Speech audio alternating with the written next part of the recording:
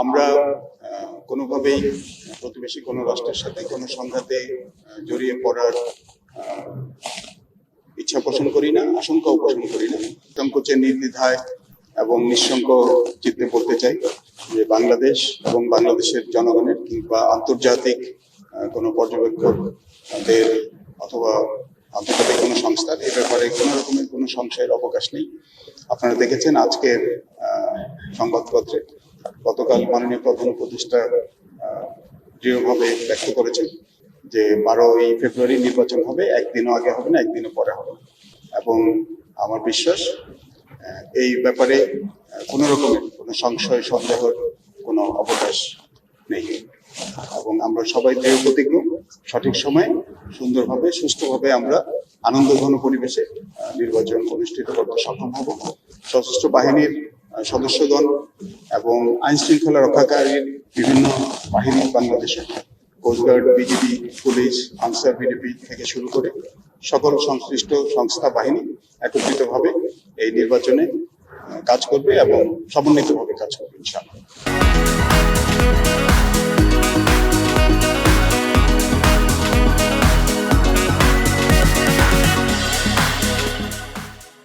বাংলাদেশ একটি শান্তিপ্রিয় দেশ এবং আমরা কোনোভাবেই প্রতিবেশী কোনো রাষ্ট্রের সাথে কোনো সংঘাতে জড়িয়ে পড়ার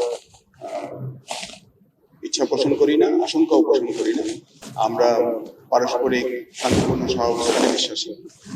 এরপরেও একটি স্বাধীন সার্বভৌম দেশ হিসাবে আমাদের সশস্ত্র বাহিনীকে আমাদের নিজের সক্ষমতাকে যথাযথভাবে মেনটেন করা এবং উন্নত করা এটা আমাদের দায়িত্বেরই অংশ।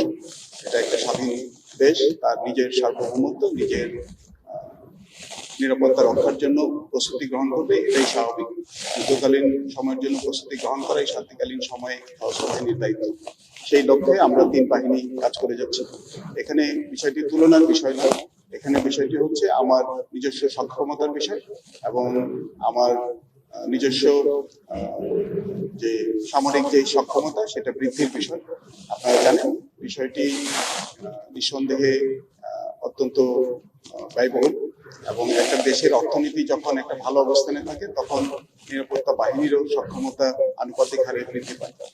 দেশে একটা স্থিতিশীলতা এবং গণতান্ত্রিক ধারায় আমরা ফিরে যেতে চাচ্ছি, যাতে করে ভবিষ্যতে আমাদের দেশের উন্নয়নের ধারা অব্যাহত থাকে এবং সামরিক বাহিনীও একই সাথে এটার সাথে তাল মিলিয়ে উন্নত হতে পারে এবং সক্ষমতা অর্জন করে এবং দেশের নিরাপত্তা সুরক্ষা করতে পারে। আপনাদের সবাইকে অনেক ধন্যবাদ। আসসালামু আলাইকুম।